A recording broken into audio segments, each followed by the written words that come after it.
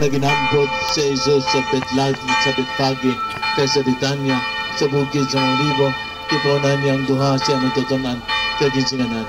Kadto kamo sa baryo nga rasonan sa inyo pagsulod dito makita ninyo isa kabalyeno nga naigot o lagi masakyi sa mga tao. Pabari ninyo siya kadalado. Kung may mamangkot sa inyo nga ginawaran ninyo ni Singanisya ang Ginoo ang may ginahanglan sini. Nakilagat sila kay na nakita ang tanan nga suno sa ginhambal ni Jesus sila.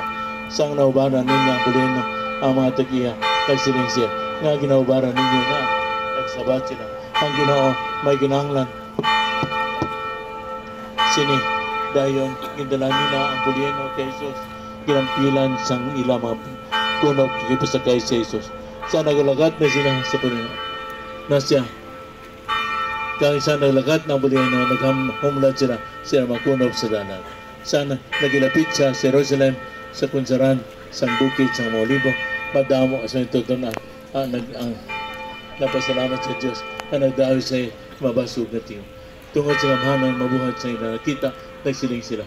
Dayawon ang hari, ang nagari sa ngalan sila, pagidait sa langit kay Mahal sa Diyos.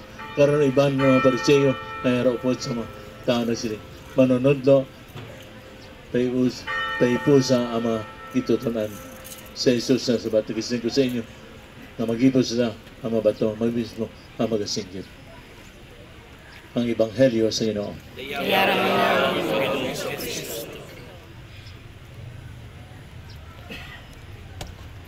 Ang pagkari sa Ginoo, isa ka pagkari nga nakita natin niya pagkapaubos sa kulingon.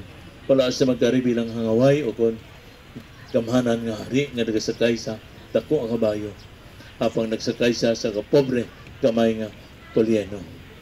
Isa ka sa lakyan sa mga mamama kagubos tigani kabay pa sa ato pagsulog sa pagpamuno sa Semana Santa mangimawinahon ini para sa aton pagtuo sa ato pagtubo ilabi na gid sa pagpawalandong naton sang kadako kayong kasakit nga ginaantos na Hesus sa sining mga inadlaw.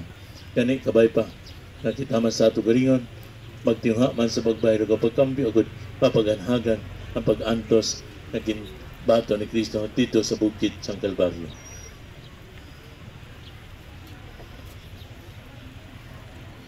Hinigog mautot maglakat kita sa pagidait nga nagdayo kay Jesus subong nga gindayo sa mga tao nga nasulat sa dito sa Jerusalem.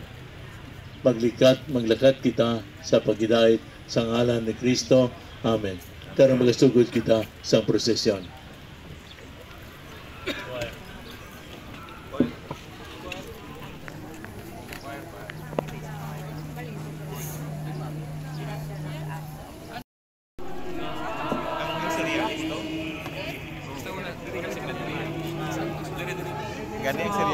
Serialis una ka mo, sunod mga tao.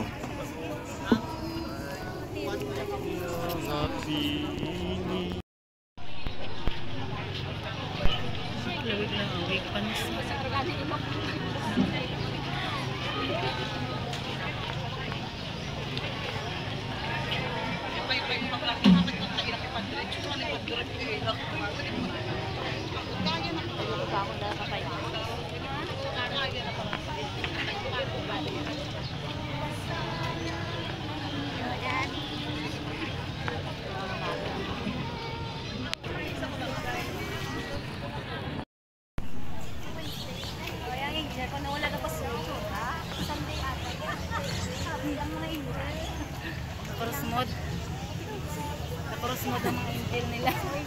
Mainit.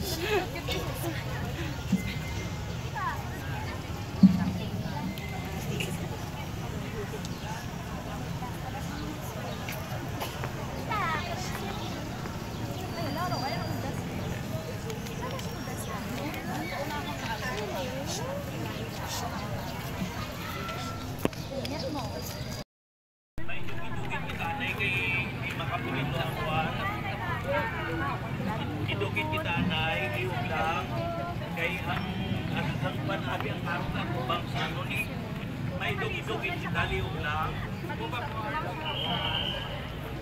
May dugin kita May dugin kita anay, may dugin kita anay. O, dire